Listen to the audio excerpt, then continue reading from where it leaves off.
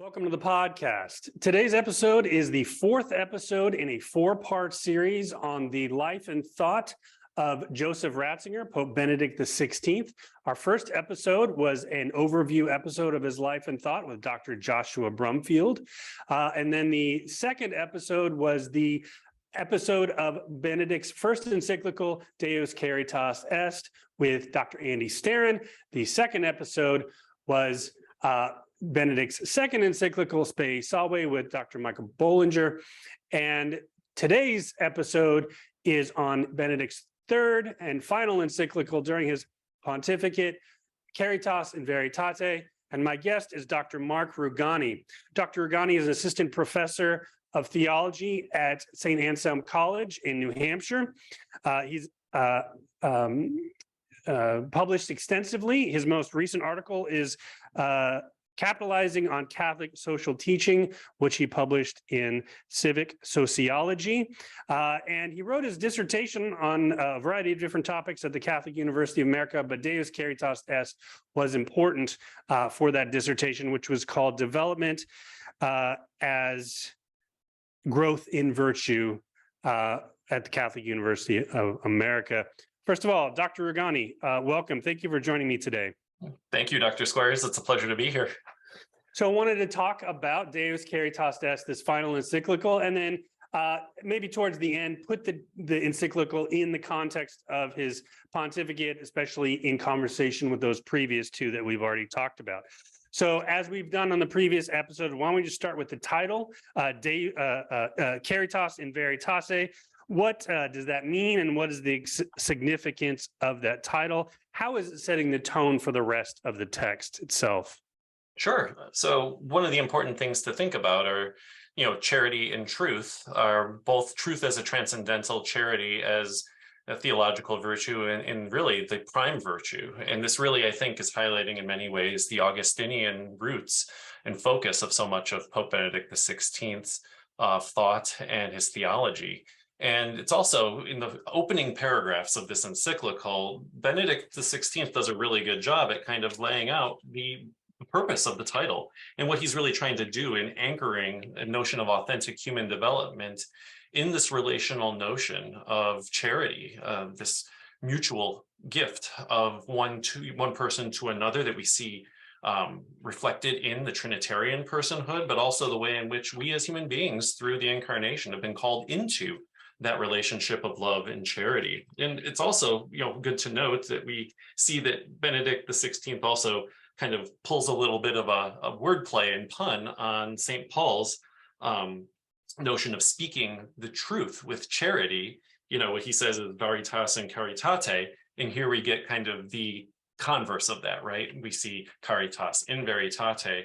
And so really thinking about the notion and the theme of this encyclical as integral human development, what Benedict is doing here is really setting a notion of human development squarely within the notion of the virtue of charity, and really speaking truth to power, in fact, in light of many of the different insights that he gives, and even some of the more critical comments that he makes regarding what he's observed in development projects and programs, specifically many of those drawn from organizations like the United Nations Development Program. The Millennium Goals had just been set.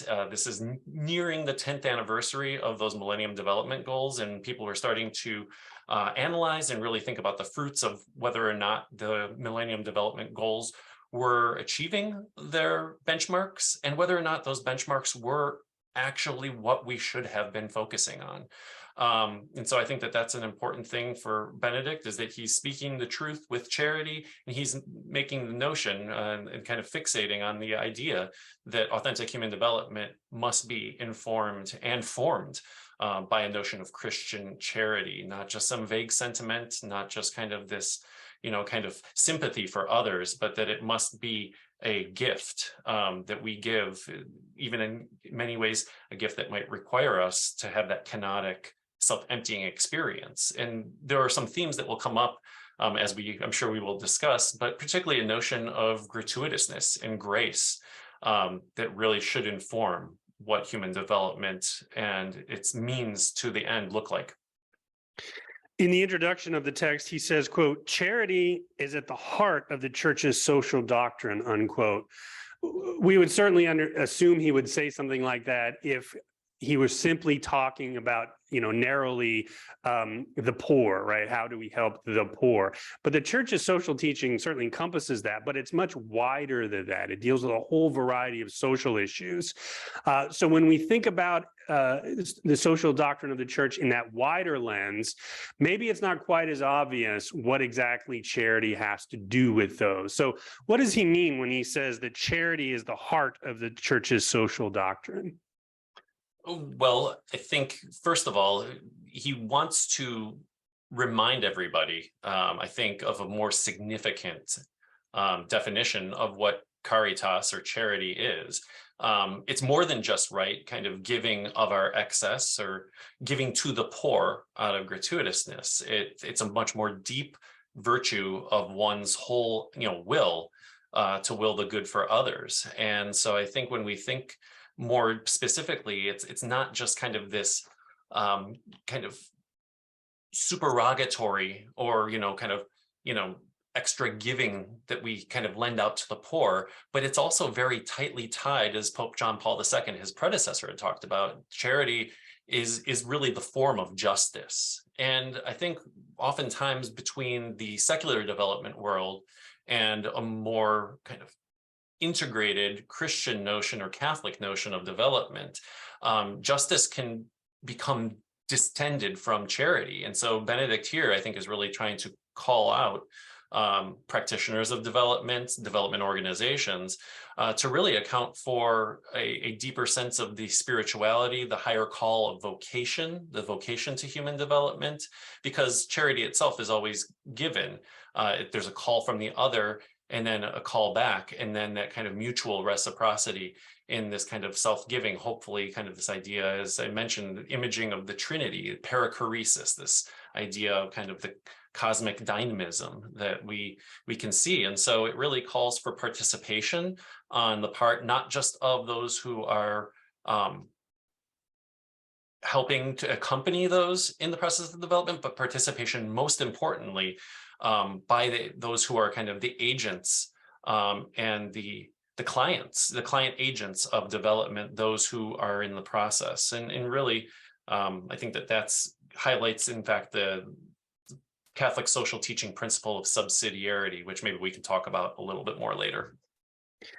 He also sets the stage by insisting on the connection between charity and truth, which when we talk about social teaching, or even in the secular world, we talk about social work or social justice, those two generally aren't in the conversation together. So again, early on in the text, he wants to make this connection clear. So what do Caritas, charity, and truth have to do with each other? Sure. So when we think about truth, we live in what do they say? We kind of live in a post-truth era, which is, I think, false. Even if we kind of practically, people will ignore it, there is truth. And speaking the truth about who a human being is, what the human person is constituted by, is important.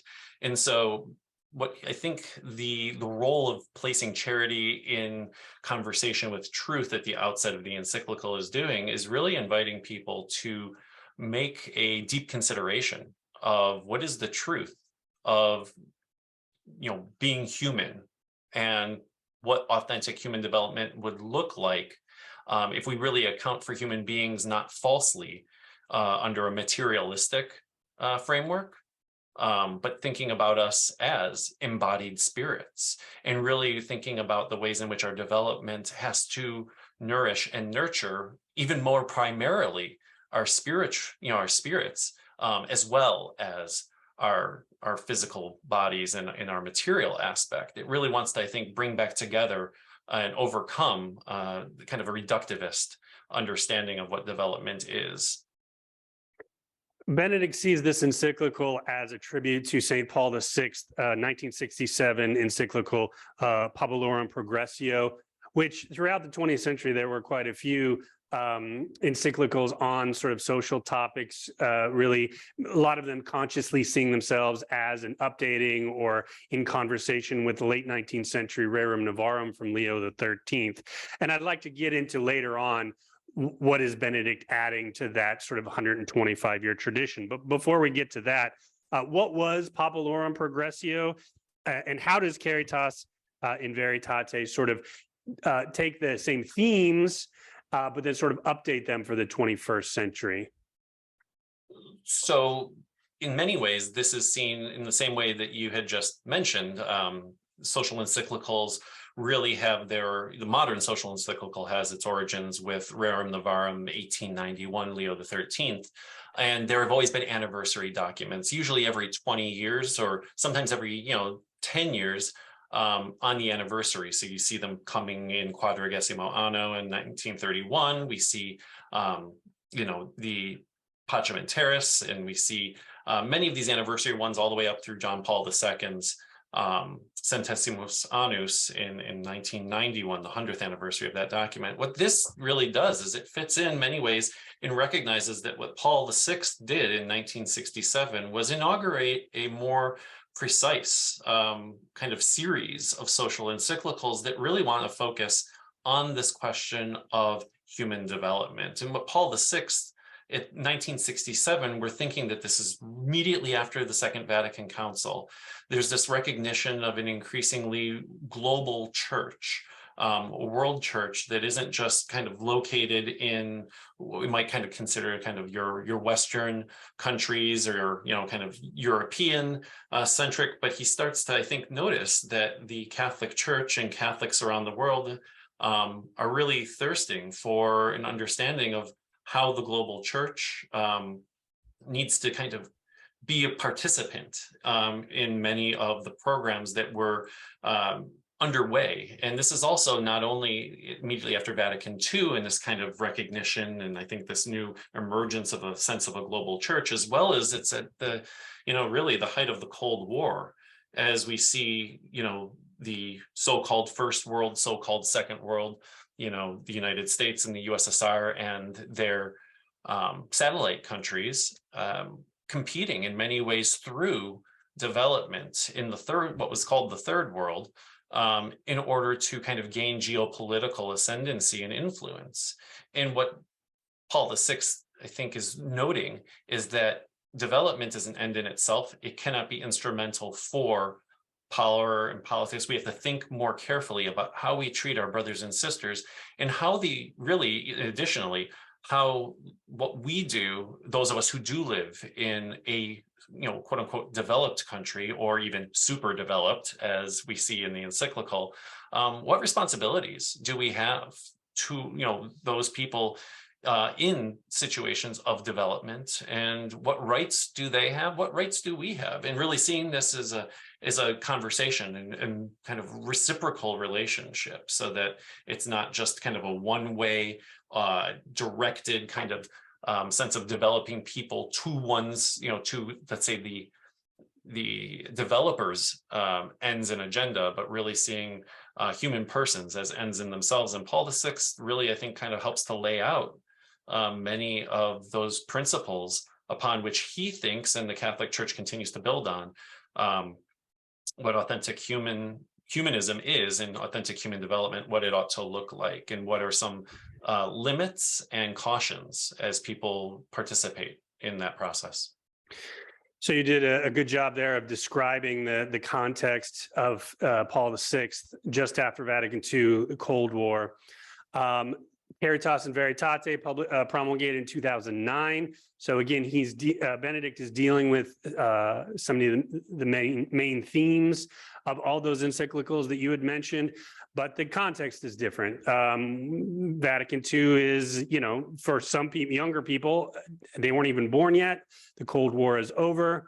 How is Benedict thinking about the same themes that Paul VI and others were thinking about, but in this different 21st century context? Sure.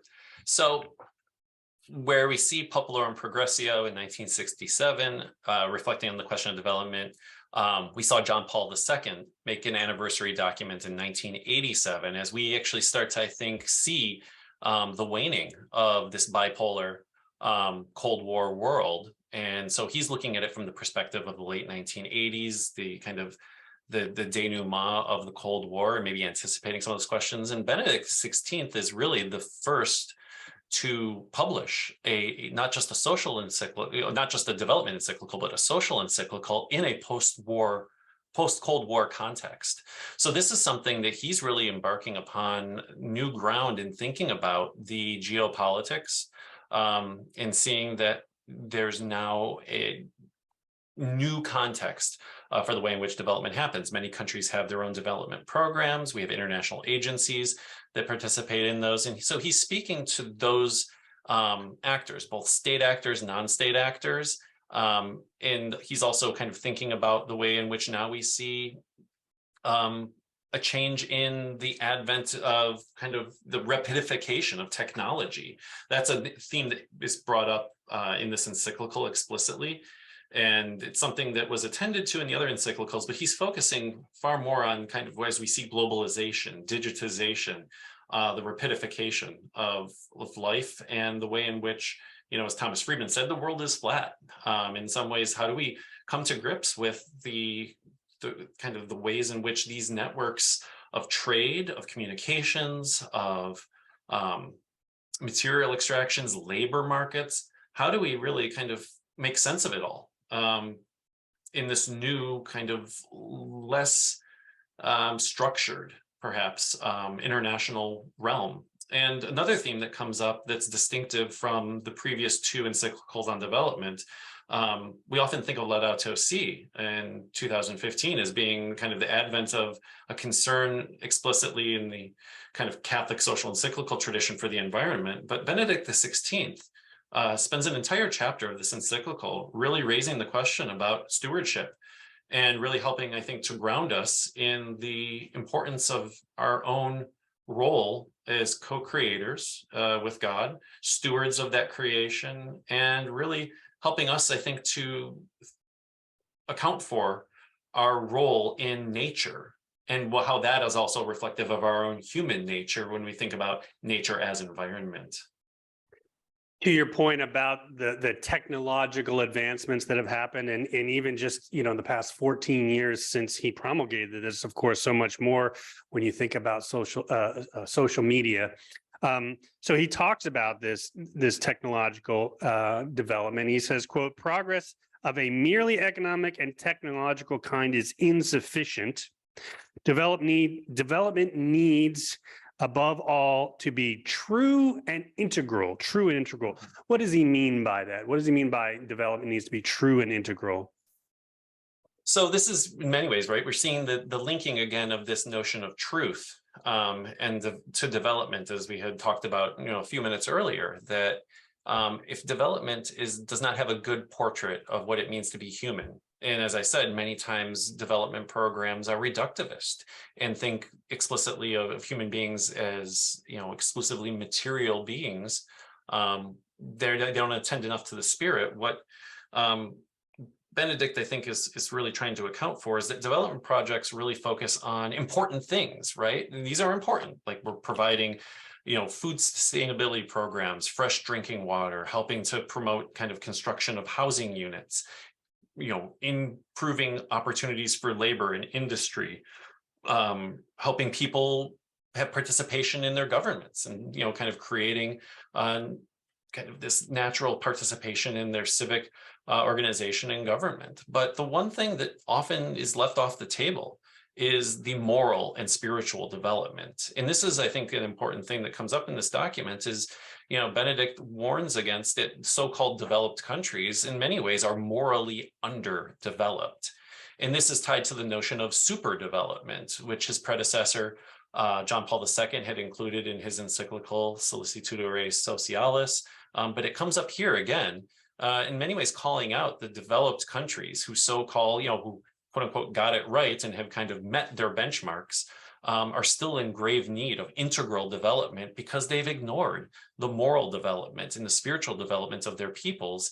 And we see the effects of this with references that he's made to the persistence of a culture of death in our societies, and with the danger, in fact, of underpopulation. There's kind of this looming, boogeyman of overpopulation. And in fact, Benedict XVI addresses what we just saw happen. I was reading about it yesterday, that China's population is now declining. And in fact, will be overtaken by India probably by the end of this decade.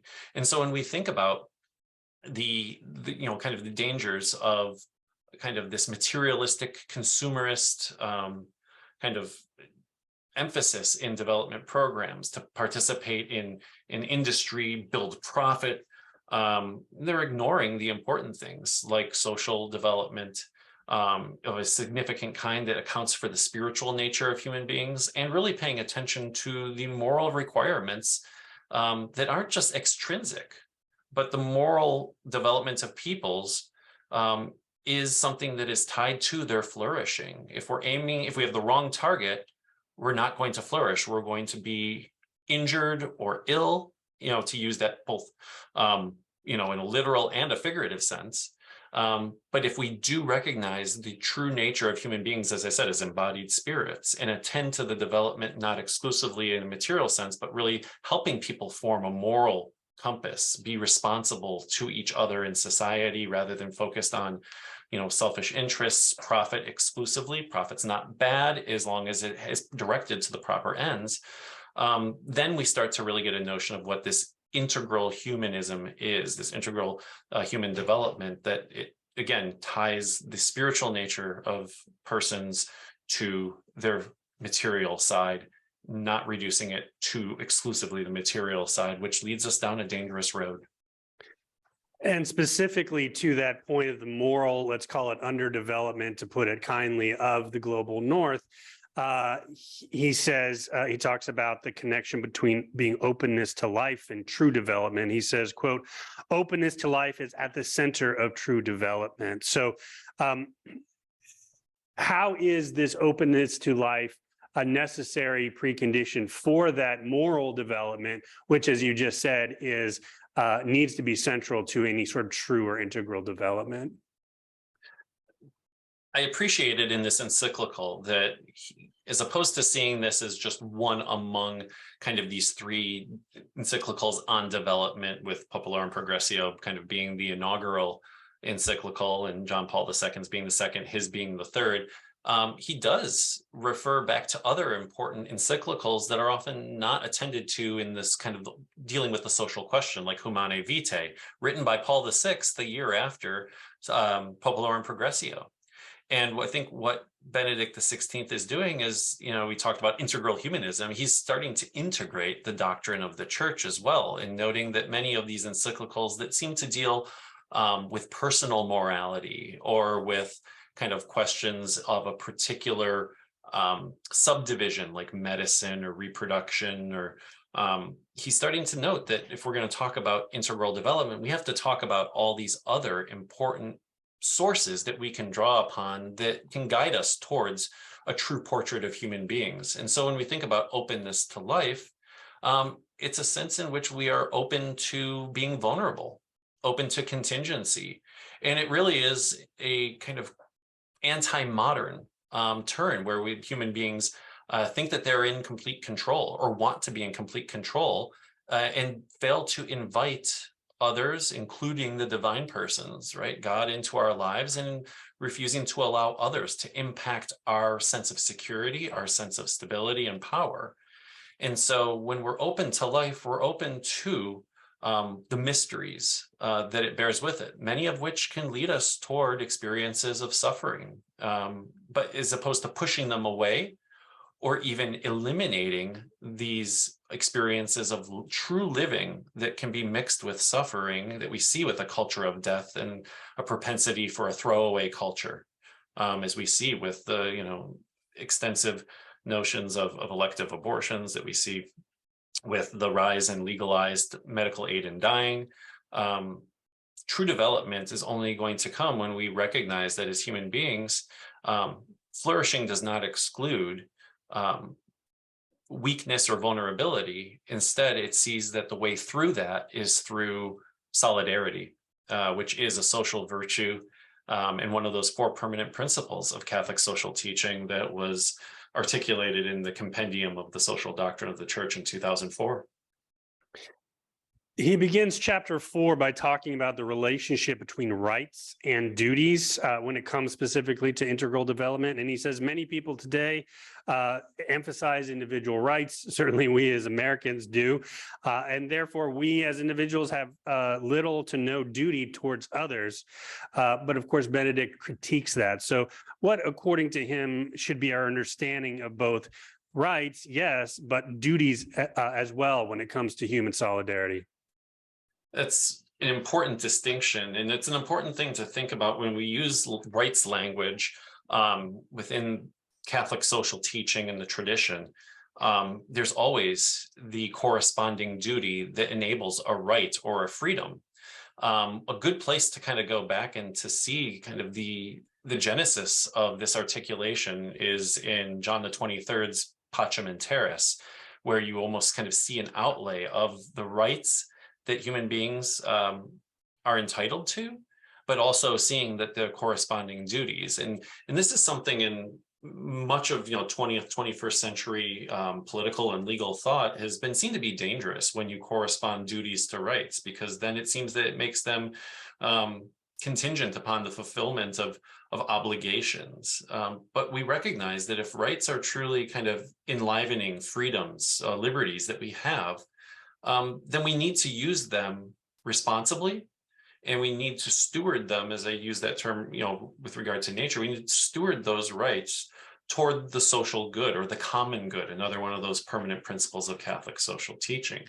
And so you can't have it both ways. No one can have a duty without a particular power to be able to fulfill it. That's a right. And at the same time, no one can really enjoy a right without understanding how to use it properly, the corresponding duty that follows from it. And that's an error, I think, with so many people. Surveys Pinkers had talked about a distinction between a freedom from, which is often the way that we think. I'm free from, certain obligations. I'm free from responsibilities. I'm free from penalties if I fail to fulfill obligations. And instead, we need to think about rights and freedom as freedom for. How does this enlivening me, empowering me, libertas in an Augustinian sense, to really flourish with others?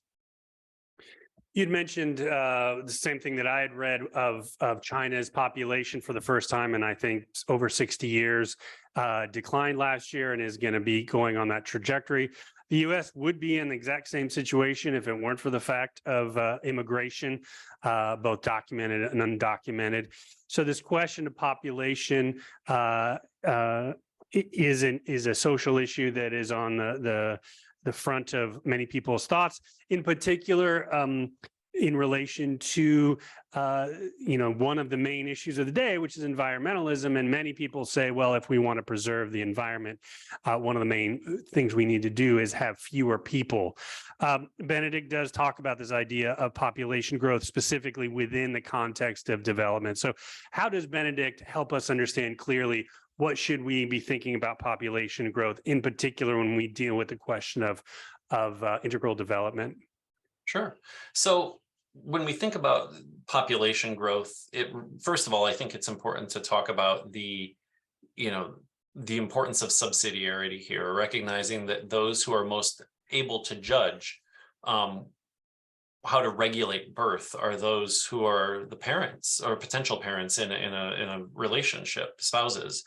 And the Catholic Church affirms that the couples have the duty, in fact, to think about, pray about their vocation to each other and their vocation to parenthood, and to regulate birth responsibly. And there are many reasons that the Catholic Church acknowledges why families would choose to regulate birth, and they can be for the physical health of a couple, one or both parties, or existing children. It can be for the spiritual good. It can be for economic reasons even.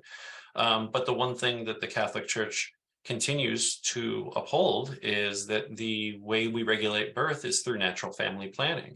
Also, once again, recognizing the contingency, the vulnerability, but also the great gift of our embodiedness and the way in which our bodies can communicate to us. And so it's not saying that we need to continue, and to use even Pope Francis's, kind of recent kind of off the cuff, quip that we don't need to, be kind of reproducing like rabbits.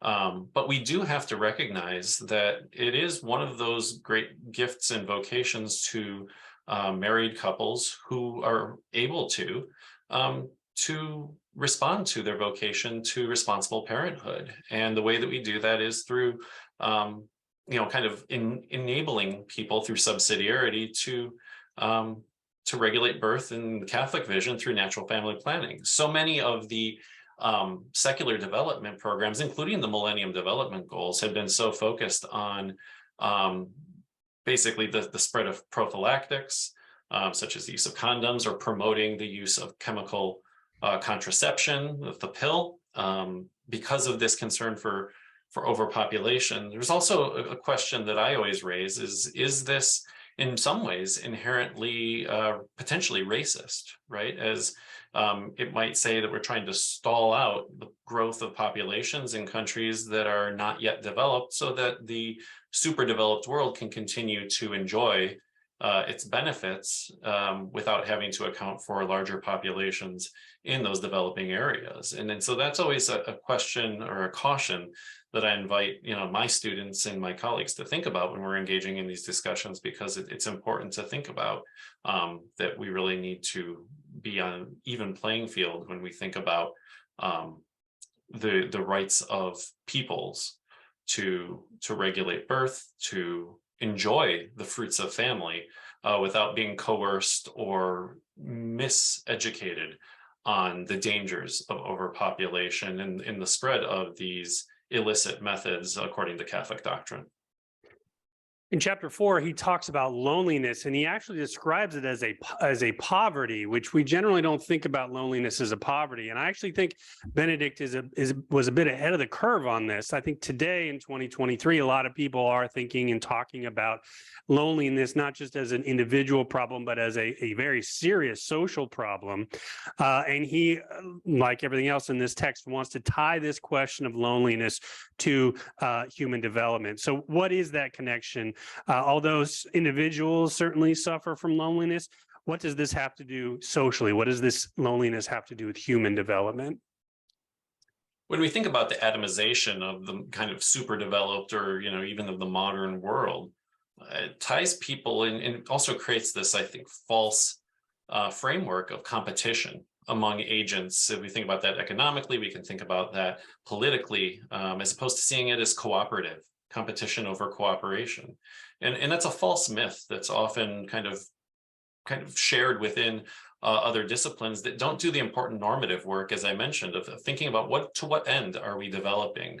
What is an integral humanism? As opposed to, people will claim they stay in their lane and they're just describing the situation. Well, if you're describing a bad situation and you're using that to project into the future, you're going to get some really bad results. And I think we've seen that with, as I said, the atomization of people. We see people who are lonely and don't have strong social relationships turn to other distractions, even the kind of purveying of, mass and social media, and the way in which that can be maybe perhaps a bad salve for a more serious problem. It can also be a useful thing, right? Those are not inherently bad, but if they're misused, they can be distracting. When we think about loneliness, I think back to Robert Putnam's book on social capital, Bowling Alone, that we turn to technology, we turn to distractions. And instead of being with each other and recognizing that great gift that relationships are, and the fact that human personhood is really constituted by relationships, when we're lonely, it's a symptom of, I think, as I had mentioned before, a culture of death rather than a promotion of life. It's denying part of who we are. And it can be driven by many things. It can be driven out of fear of rejection. It can be driven out of a fear of, not belonging. It can be driven by anger and tribalism, as we kind of see with an increasingly, I think, polarized country. And so instead, I think a lot of people feel like it's safer to, bunker down. I heard that there was this whole, kind of term that people go goblin mode, right? Where they're just going to kind of stay in your basement, indulge in all your foods and binge watch Netflix to escape. And really all that's doing is it's exacerbating the problem, when maybe what we need to do is to get out, go spend time, reach out to friends, get involved in civic organizations, celebrate liturgy with your religious community. And if you don't have one, there are so many that are inviting and open. And so it's really encouraging people to take that step, because it's one thing to have all of the, as I said, material benefits of development, but if you are lacking in the spiritual, social, and moral development, we're not going to flourish. Instead, we're going to founder. Maybe my favorite part of the entire encyclical is his critique of corrupt forms of tourism. Yes. And how we as a society should reorient our thinking about vacation time.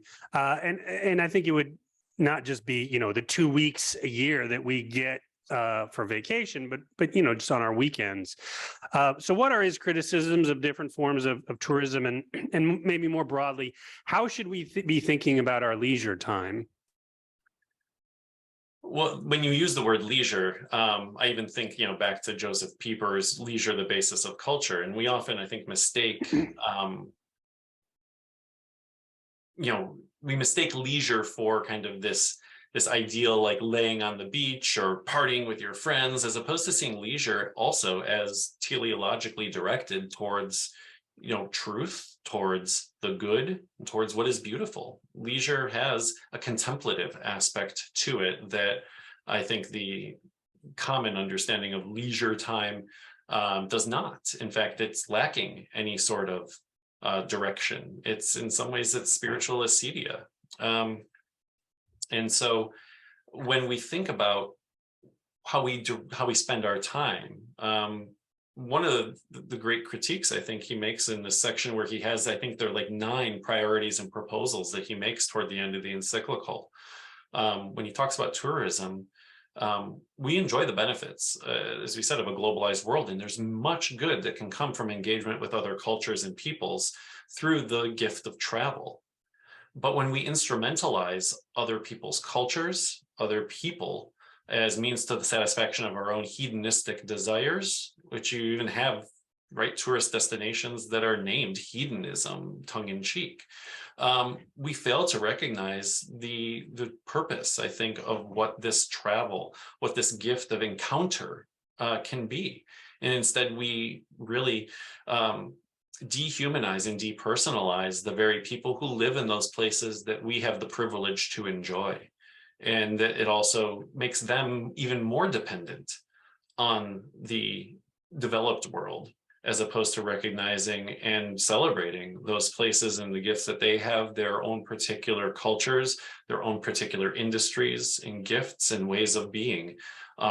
And I think that that's one of the things that can contribute. I mentioned Thomas Friedman and The World is Flat. I mean, it can contribute to the McDonaldization of the world. And I don't know anyone who'd want to live in a world like that, where it's uniformity instead of having a appreciation of diversity in universality. Uniformity is not a good kind of universality. To think about Pope Francis's description of a polyhedral world, it's not spherical, because then we lose all the distinctiveness. We lose all of the features that makes every particular person in their dignity unique. What we need to do is to really elevate and appreciate the connectedness that all of our particularities have. And so authentic travel and tourism needs to really be a responsible engagement and an opportunity for, as I said, encounter, because that is itself is at the root of what true revelation is. And it's an encounter with Christ. And we can encounter Christ through the faces in a true encounter with others, rather than depersonalizing them as instruments to our own pleasure that we see too often in tourism. We talked earlier about how Benedict wants to talk about certain themes of development that others in earlier encyclicals had talked about, like Paul VI, and that the historical context had changed by the time we get to 2009. What do we see, though, in this text, not because historical situation or context have changed, but a particular Benedictine element, right? So we've talked about the earlier documents from John Paul II, Paul VI, John the 23rd, Leo the 13th. All right, these are different men. Yes, they're living in different times, but they have different personalities. They have different educational backgrounds. So when you think about this text in particular, among all of the documents that have to do with development, what is the sort of unique Benedictine flavor or taste or personality that's in this text? I think the highlight here for me has always been this emphasis on grace and gift that we don't see highlighted as prevalently in the earlier development encyclicals. And this comes through in many different ways. It comes through with noting that development itself as a vocation from God is ultimately endowed as a gift from God. Our true development is rooted in this givenness and that we have kind of a prevenient grace, but also the way in which God is operative in and through our lives. And so I think that that's an important element. It also is reflected in challenging some of the prevailing economic theories, as I had mentioned, that might kind of prioritize or kind of even, make normative what are merely descriptive relationships that in fact need to be reformed. So we get this idea of an economy of communion that arises, and that's very much tied to giftedness. And it's not contrary to economics. It is a new and perhaps more challenging vision for an alternative to the competitive, rather than instead of seeing it as an opportunity for cooperative work.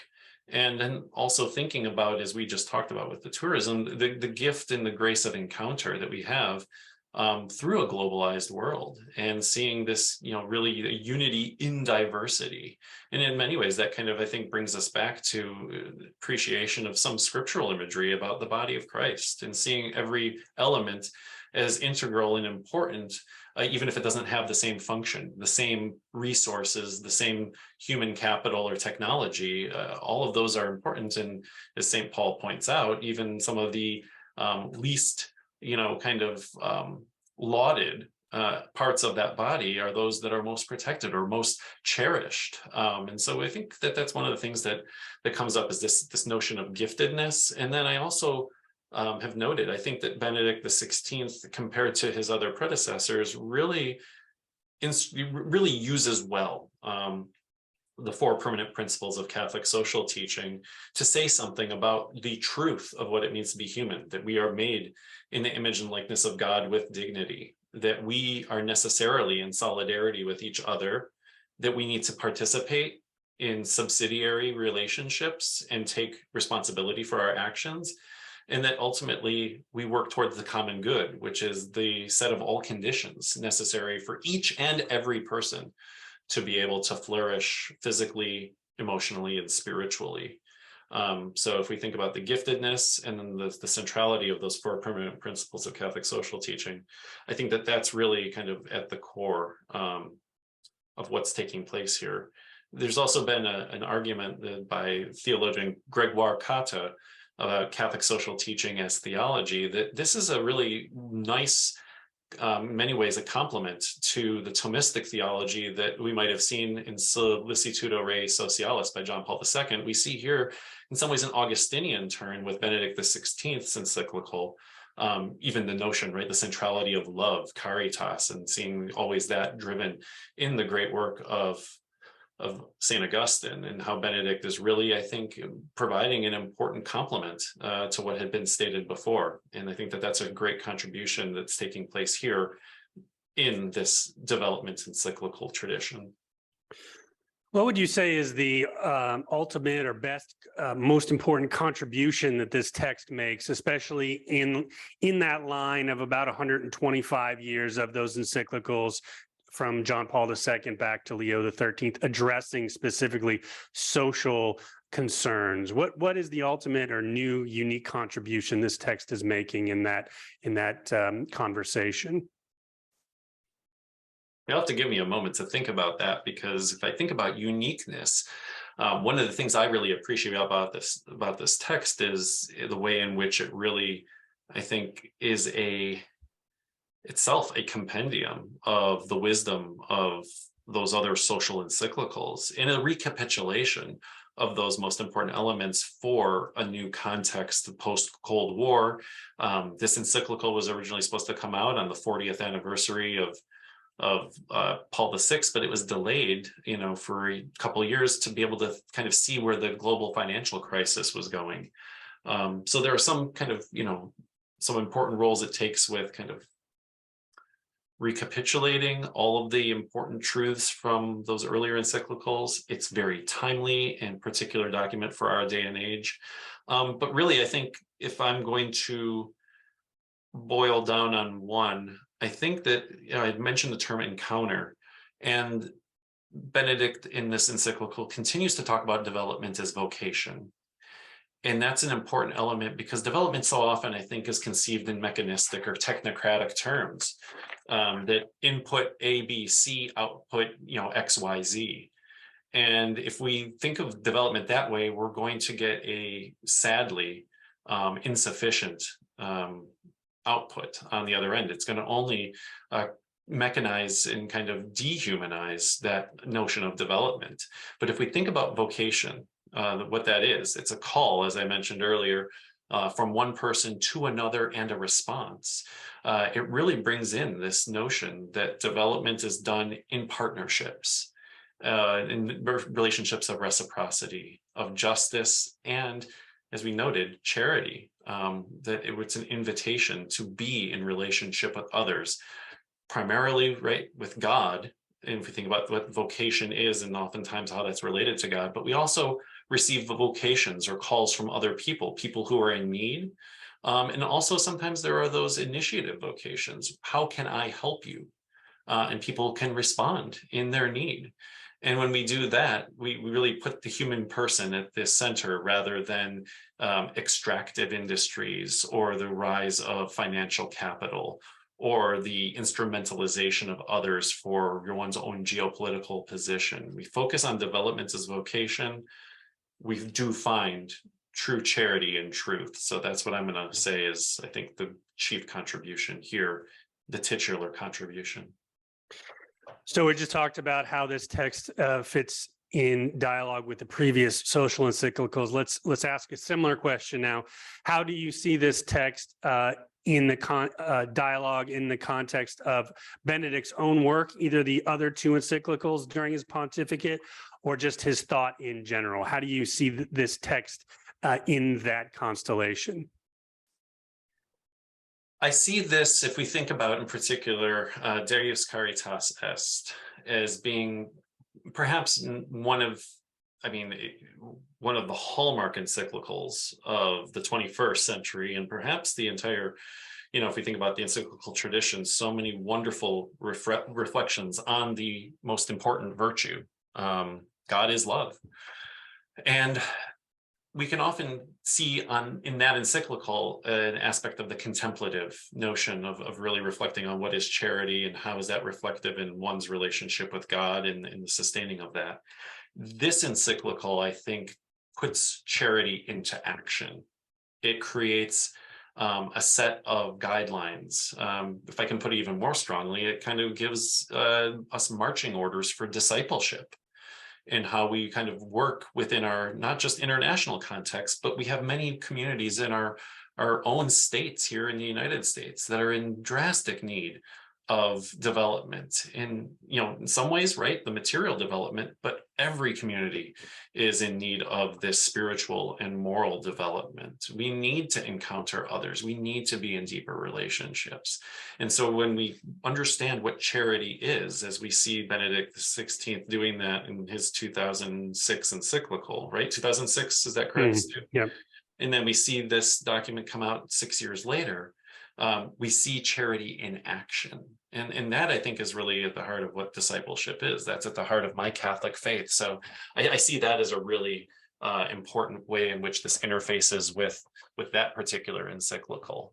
And I think I appreciate one thing that takes place in this encyclical is that oftentimes I think some detractors will try to pull Benedict out of a tradition or kind of, say that he's a stopgap from progressivism or that he's, kind of taking the church back to its roots. I see this as a document that really shows an evolution of his thought and in integration of the themes of his predecessors, of many theologians who have commented on this, not just American theologians, but I think that especially we see in the encyclical tradition, the fruits of a lot of other theologians, European and global, increasingly from the global South. This is one of the documents that started to really include many advisors and theologians helping to write this from the global South, from parts of Latin America, and especially sub-Saharan Africa and Southeast Asia.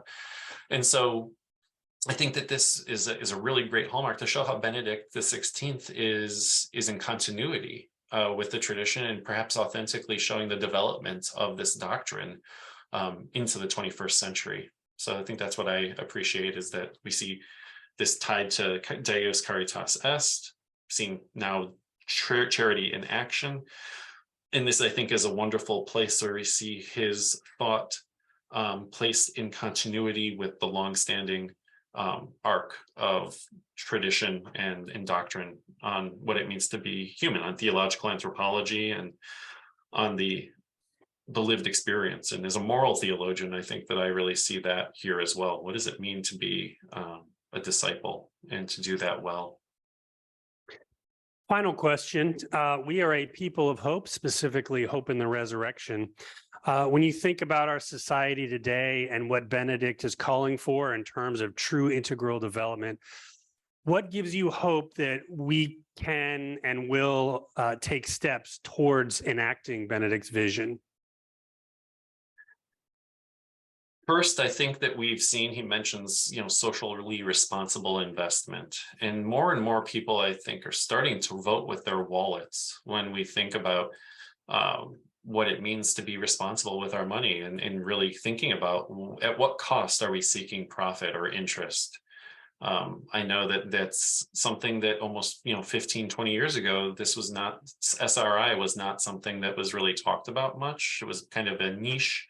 And now it's becoming far more mainstream. People are thinking about, how is our economy serving us? Or are we serving a impersonal economy that only benefits perhaps the 1% or the 0.01%? So that's one thing. I have hope that there's a conscientization of the American people. And I know that this takes place not just in America, but in other places, where we're starting to think about how our actions affect others in the economy. This also goes, I think, with the environment. We still are seeing rises, and as I mentioned, Benedict, even prior to Laudato Si, a great encyclical by Pope Francis, but Benedict here spends an entire chapter thinking about that notion of stewardship and the important responsibility as integral human development takes place to nature and to creation. And I think we're making progress. We're starting to see us, instead of looking at perhaps a 5-degree, increase in global temperatures, we might be turning the corner to keep it under 3 degrees Celsius. And we continue to see investment in sustainability, in trying to reduce our carbon footprint. And I think that that's hopeful for the future. And then there's always the examples, I don't want to you can't prove something from anecdotes, but we see, I think, a lot of people who are heroes.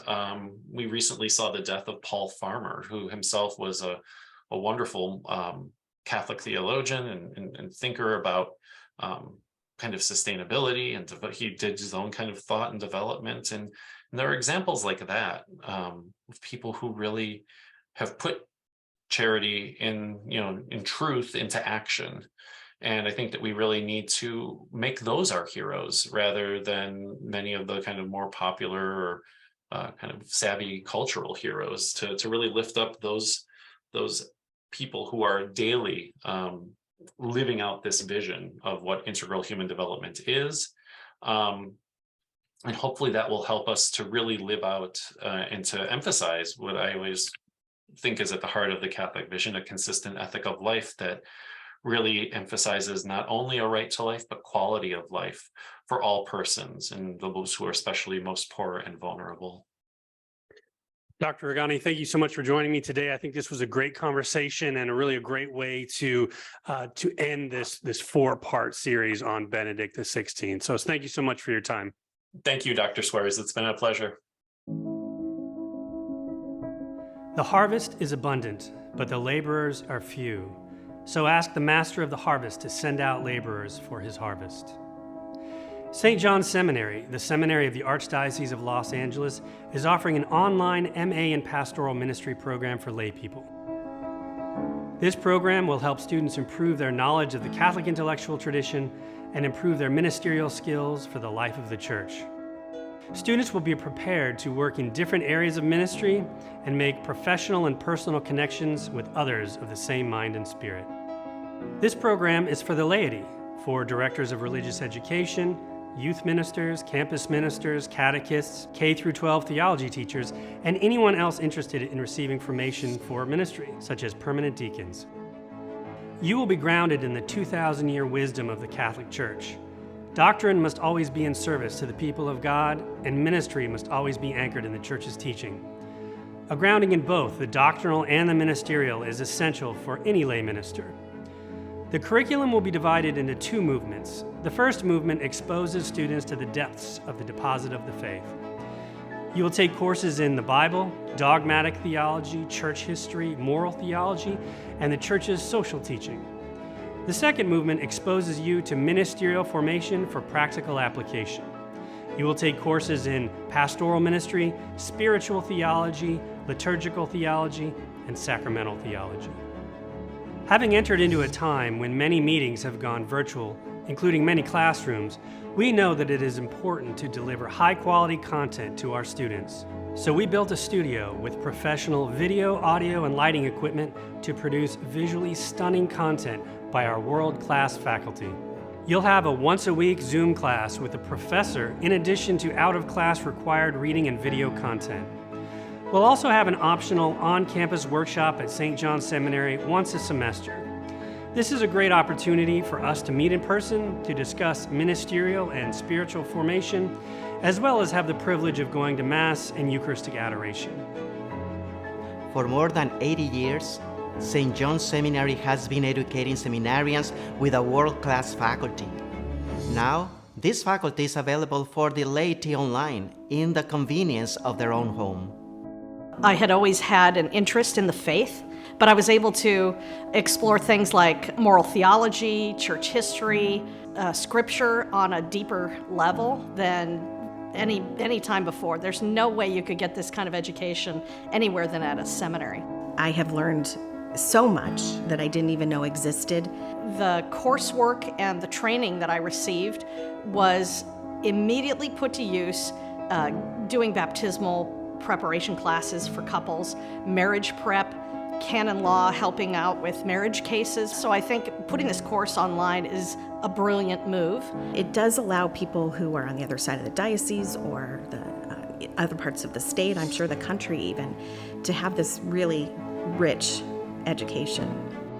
The formation is absolutely foundational if you want to work in the church, whether in administration or in spiritual direction, if you're a volunteer, if you're a paid staff. Anyone who is working in and around the Roman Catholic Church in North America needs an education like this. Our online Master of Arts in Pastoral Ministry offers you the chance to continue your education in ministry and designed to provide you with the knowledge, spiritual formation, and practical skills that you need to serve the family of God in our parishes, schools, and other ministries. I hope you will consider the possibility of applying for this program. Our culture is in a crisis, and the solution to that crisis is the gospel message. By grounding yourself in the intellectual tradition of the Catholic Church, you will be able to go out into this culture and leaven it with the good news.